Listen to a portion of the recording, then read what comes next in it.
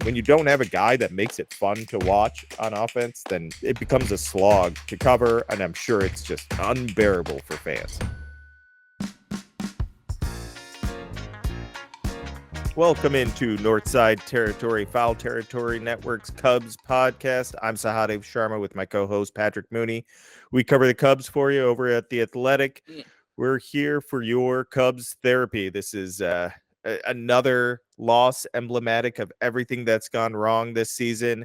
I could tell you, forget about the Cubs NBA draft tomorrow. I don't think any Bulls fan is going to find comfort in the NBA draft. I don't know when the NHL draft is, but I'm sure that's soon. Maybe you guys can go enjoy the Blackhawks. At least they seem like they're on the rise and they have their superstar to build around, because the Cubs certainly don't have that superstar bat. They don't have that superstar closer, and those two issues seem to kind of be, it's what we've talked about, and it happened again on Monday. Patrick, I don't know how many times you and I have had these gut punch losses that we've covered that made us, zag with what we were about to write for that evening. But I was watching from home. You're out in San Francisco, and that as I watched, innings 3, 4, 5, 6, I was like, you can't do this. You can't leave this many men on base. It was nice that they got a few hits. I think it ended up 4 for 15 with runners in scoring position, but just not enough. That PCA triple to lead off an inning. I think there was a bases loaded, no outs. I can't remember how many runs were scored in that first one, if it was none. Or just one, but you can't do this. You have to cash in those opportunities. Otherwise, you're putting pressure on a bullpen that's just not built to hold close leads. It's not built like that anymore. There are too many injuries, too many mid relievers, essentially middle of the game relievers rather than high leverage relievers. And we didn't even see Hector Neris. You can't even put it on Hector Neris, who was available and wasn't out there in a save situation, and the Cubs still lose. Yeah, I mean, it was only a week ago we were talking about the worst loss of the season so far. Also against the Giants, you could go back a few days before that. You were in Tampa for a 3-2 loss, and it just feels like you're watching the same game over and over again. And I think the feeling that you got at home, fans on their couch probably felt, I noticed it in the press box. You just get this feeling of like, okay, they scored a couple runs, but they didn't get the big inning. And Justin Steele is pitching great, but he's not throwing a no-hitter. And just it keeps kind of creeping closer to, all right, who's Counsell going to go with here? And, that's what I'd ask them post-game. I mean, no one's really asking these questions if you put up that big inning and create some separation. And maybe the Giants aren't chasing that win so hard at the beginning of a 4-game series here in the Bay Area. And we don't need to linger too long on one game, but it's worth talking about because it just opens up all of these issues that we've been talking about for years of, as great as Steele and Shota have been,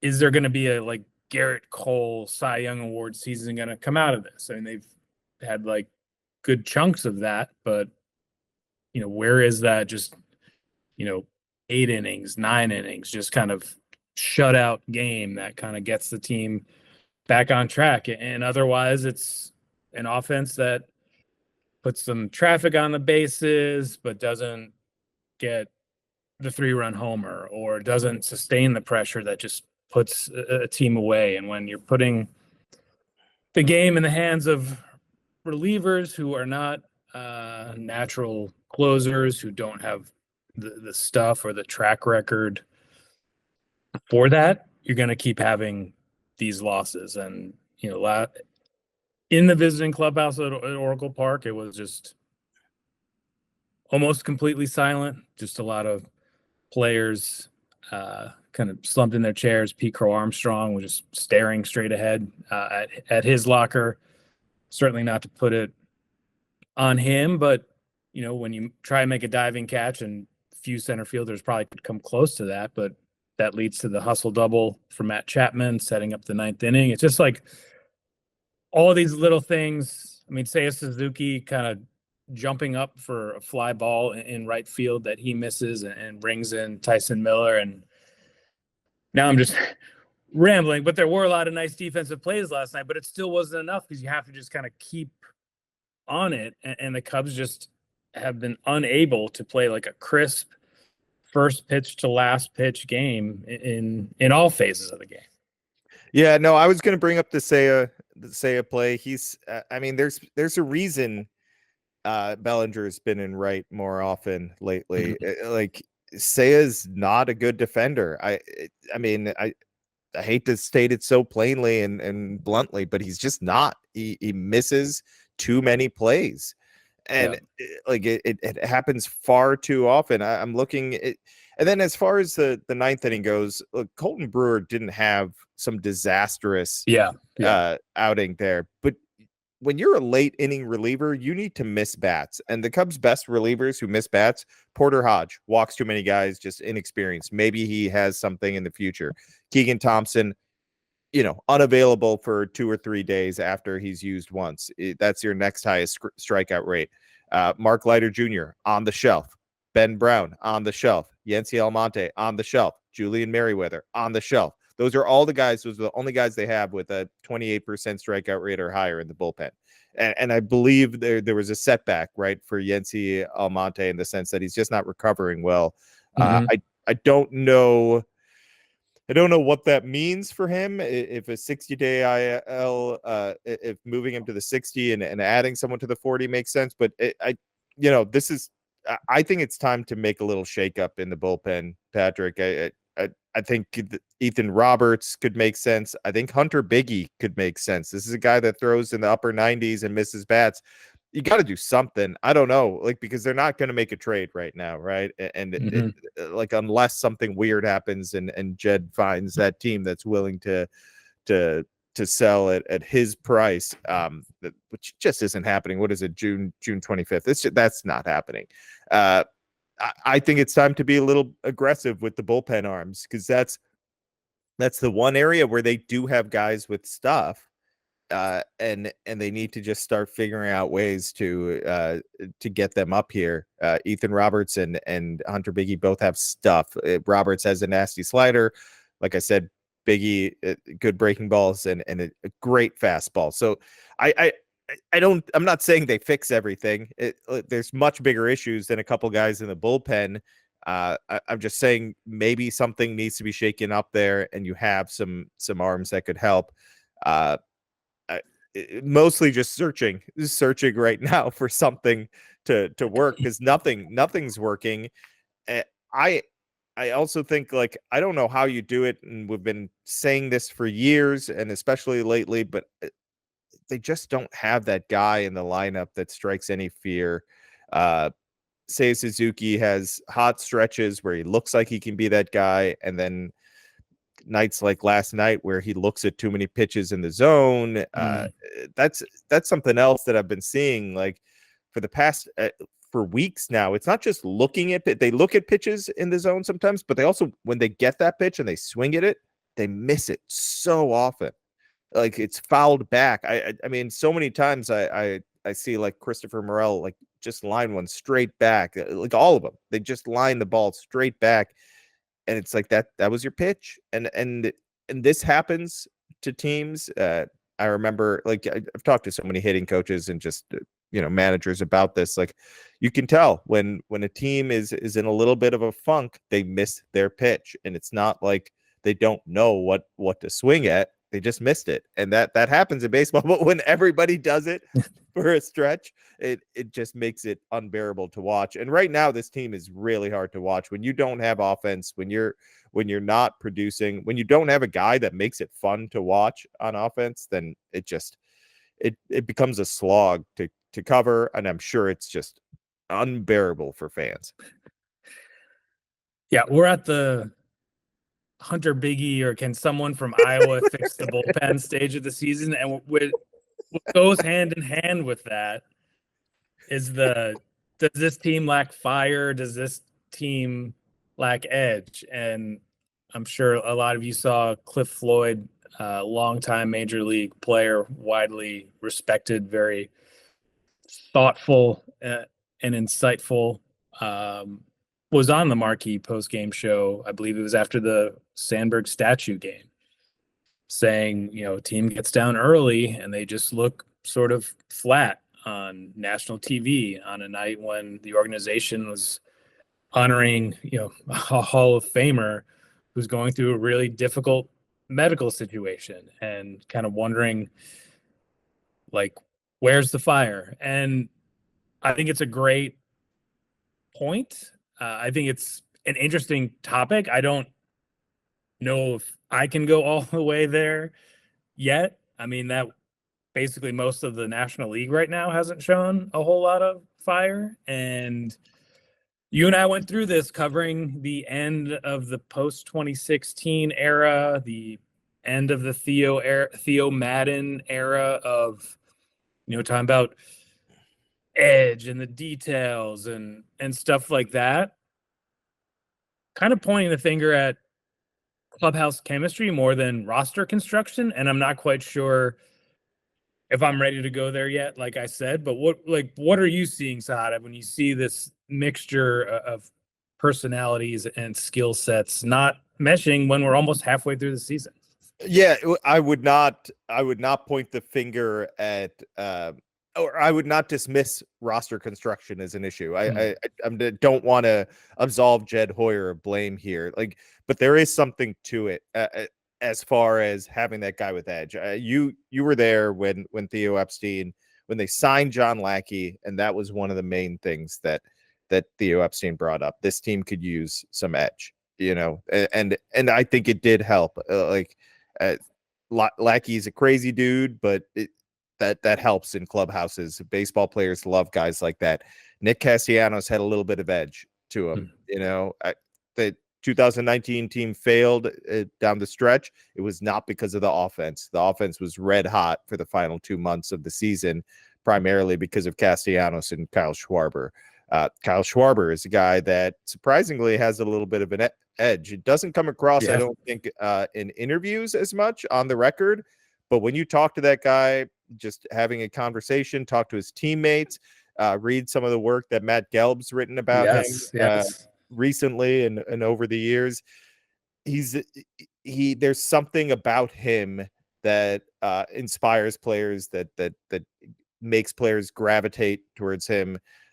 You can put that, if you want to blame something on Jed Hoyer, it's maybe not appreciating his value when he was with this team. I don't know. The intangible things are so hard to measure. We've written so much about it. That 2019 season? Yeah, when we wrote that piece about the changes that need to be, they were all intangible things, right? They were not things that you could measure on the field. So it was impossible to really know how much of an impact it really has. I think it matters quite a bit. You could argue that PCA is a guy like that, but it's really hard for a rookie, B, someone who's learning and trying to find his own way because he's struggling at the plate. But when he gets on base, when he does things like that, you can see there's a little bit of fire there. You can see that he gets on first base. Now he's a menace, right? He hits that triple. That should fire the team up. That they don't score there, I don't even know what that is. I don't know what to say about that outside of you gotta help this guy out. It's a leadoff triple. That things need to happen. I do think there's something to it, and I've tried to avoid it over, because I think we've had these discussions in the press box. It's a good group of guys, hard workers. There's no, it's not a lack of caring or trying, none of that stuff. I'm not going to read their body language and say they don't care about this or they're not, whatever that is. But there is something to that edge and the having that guy in the clubhouse that brings a little bit of that to it. And I'm not saying he needs to throw things around or call people out or get in a fight with his own teammates, but there are ways that you can motivate a team. And sometimes it has to come from a teammate. I'm not saying this isn't on Craig Counsell either. It certainly isn't on Craig Counsell. So I don't know how you do that in the middle of a season. I don't know if that guy can be brought in, but I do believe there is something missing there that's hard to fully put your finger on as far as how you switch it up. Yeah, I mean, at a certain point, and I think Jed and Theo would acknowledge this. Like, those guys are unicorns. Like the Max Scherzer, not just for his Hall of Fame career and like unbelievable longevity, but like a starting pitcher who can command the clubhouse and hold everyday players accountable. Those guys are, there's no like store to go acquire those guys. There's not a whole lot of individuals with that type of stature and heft and intensity on a day-to-day basis. And I think you can make the argument as well that this is Craig Counsell's style, and it served him very well across the entire length of his career, both as a player on World Series winning teams and arguably the best manager in the game with the Brewers. You look at someone like Ian Happ, who is very diligent and a little more introverted, very analytical. I mean, he's on pace for like a 3-WAR season with about like 19 homers, 80 something RBIs. Like, that has served him well across his season. I mean, Dansby Swanson last night was getting these sorts of questions about how hard it is to like turn the page and like kind of trust in this process, and he was smiling, talking in full paragraphs, making consistent eye contact, and like, that dude's won everywhere he's gone. So, and I think you and I both have experienced this and talked about this. Like, it is a very professional group. There's a lot of baseball rats. I think there has been more intentionality in terms of putting this group together. Hector Neris was a prime example of that, of someone who set the example in the bullpen. And so that's why I think it's so interesting, like, because this is going to be a thing if they don't turn it around soon. And like, how much of it is some sort of like air quotes character flaw, and how much of it is just like, get a guy who hits 40 bombs and someone you trust in the 9th inning, and all of a sudden the Cubs might be 5 games over 500 instead of 5 games under. Yeah, and I mean, we shouldn't even talk about buying much right now, right, at the trade deadline, but like, it's kind of lining up where the right team is losing a lot in the Toronto Blue Jays, and they have plenty of what could help the Cubs if Jed Hoyer chose to be aggressive. Like, that team is getting to a point where they kind of have to sell. I think they've lost 7 in a row. They're in, a stacked division in the AL. They're falling out of contention fast, and you have to take advantage of things like that. I just don't know if we should even bother talking about being aggressive buyers. I do think, like, you can hang around in this crappy NL, and then you make a move, and then you have a great second half and turn yourself into a really good team, but and Jed is probably under pressure to make moves. He's under pressure to have a good season. So there are a lot of reasons why just being an aggressive buyer, if they need to hang around, right? They can't go on like a 7-game losing streak like the Blue Jays are on.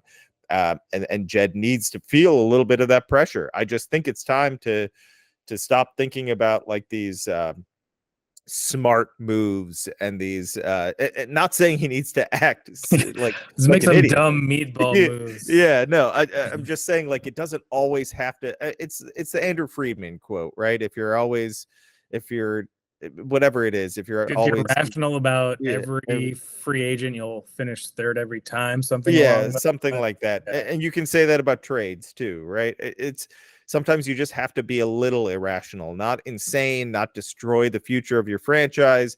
Not saying, you do something completely irrational, but a little irrationality it can be the right move in baseball. It may feel like it's irrational, and it's like, well, we gave up the right players in this situation. 3 years from now, you look at it and it's like, oh, okay, yeah, that felt a little over aggressive, but it helped spark the team, or we got the right guy in return that turned around whatever it is, right? So uh, I'd like to see that happen. I think I think the reality is the Cubs need to focus on what they have right now and figure out how to win some games. I think we're quickly learning some things about this team that I think they can put together seasons where they're a good offense. I think it's something that we have to acknowledge is just because you had a good season last year, you bring back the same team. That doesn't mean it's a good offense. Not when you don't have these consistent superstars. Cody Bellinger was once that guy. He is not that guy anymore. He's a very good player. He is not an elite talent anymore. He's not an elite player. I shouldn't say not an elite talent. He's not an elite producer. They don't have that right now on offense. And nobody's producing at an elite level. And it's killing them. It's that there's every sign that you see, every little like glimpse of hope is quickly extinguished, and it's a little frustrating to watch at times, because you see a game like Saturday and think like, okay, maybe they can put a run together, and then they put games like Sunday and Monday together where it's like this offense just doesn't have what you need to see. And you know what? We were saying this in early July last year too, right? Yeah. It took forever for them to get hot. Even if they turn it around, the reality is, like, you cannot do this over and over and over again. You can't wait till the last minute. You're putting too much pressure on different places. Like Mark Leiter's on the IL to avoid what happened last year, right? Yes. Like yes. That's why he's on the IL. Like, he's already being overused, and it's not like that's not on Counsell. It's just like situationally, Counsell has tried to avoid him at times. He's had him down at times. It's just hard to constantly have to rely on your high leverage relievers, because the offense just has no ability to put a game away. Yeah, and I think if you're looking for that hot streak, it starts with the rotation, which has been excellent, even amid multiple injuries, a downturn from Kyle Hendricks, Shota Imanaga's adjustment period to the majors, Justin Steele being a very prominent injury right on opening day. And still, the rotation has been among the best in the game. And, it's hard to say the Cubs are like flat or it's a matter of effort when I think roughly like 40% of their games are one-run games. They are in them.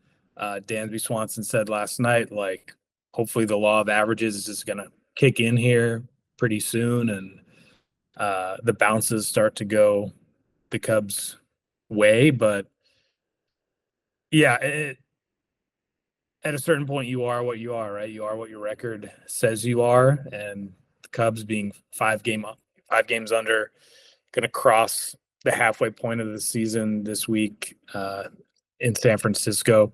I believe you wrote it, like, this hot streak that everyone's like waiting for, like, it's just getting harder and harder to like actually believe it's going to happen. Yeah, and I mean, this is like, I know it's hard to go out west, but this is a good team to do it against. The Giants like are constructed in a way, not like, I think the Cubs offense has more talent, but like there's nobody in that lineup where you go like, oh man, like how do you get through this guy? There's men on base, can't put him on. That they don't have that guy. It feels like they're very, I shouldn't say easy to pitch to, but you know, it's not hard to get through that lineup, and you don't see anyone where you're like, you'd look at his numbers or you look at the name and you say like, ooh, this is going to be a problem. It, so, but he can kind of say that about like the Cubs bullpen, right? Where it's like, well, yeah, like they're not bringing anyone out there where you're like, oh, okay, well this game's over. And it kind of felt like that in the ninth inning where it was like, well, they should be able, like, these are guys. Okay, they have men on base. All right, yeah, but they can get this guy. And then it's the immovable force and the what is it, and the whatever it is, something object. Whatever these two teams are, but it is like these two fan bases are probably in very similar situations, wondering like what these are supposed to be great franchises that can spend a ton of money, and they have very intelligent leaders atop the front office, and they're just not getting it done. They're trying to do it in ways that Tampa Bay and Minnesota and Cleveland do it, and not the way that the Dodgers and the Yankees do it. And that has to be maddening for these teams, for these fan bases to watch. Yeah, I don't know about you, Patrick, but I'm getting sick of talking about the same crap over and over again. Like I could use a trade, a tirade, a hot streak, anything to switch this up, because this is boring. This is maddening, and I'm not even a fan of the team. So like I just feel so like I feel for the fans when they're in my mentions. I don't even like say like, hey, chill out anymore, because it's like you have every reason to be losing your minds and get frustrated. Well, we'll have I think our plan is this week to do kind of a Cubs at the midway point overview. And also we'll be sending out the mailbag signal to try and get some feedback from you, the listeners. That always helps us in terms of kind of framing stories or generating ideas to then go ask questions to people in the game. So we'll try not to keep repeating ourselves, but the Cubs, like I wrote, they keep finding different ways to lose, so we will find different ways to talk about them losing. Yeah, looking forward to chatting some more on this, and getting some thoughts from fans. I know you guys, we'll give you your outlet to vent. I'm sure you have plenty to rant about. We'll get right back at it soon enough. I'm Sahadev Sharma. That's Patrick Mooney. Make sure you read our work at The Athletic. This is Northside Territory on Foul Territories Network. Hey, big news at Foul Territory where their shows being broadcast on Bally Sports Networks. That's really good for everyone here. We're excited for the group. Keep listening to our podcast. Keep downloading, rate, review, all that good stuff. Read our work at The Athletic. We'll be covering this mess of a Cubs team until they turn it around or until they don't. So we'll be there. Thanks for listening, everyone. Take care.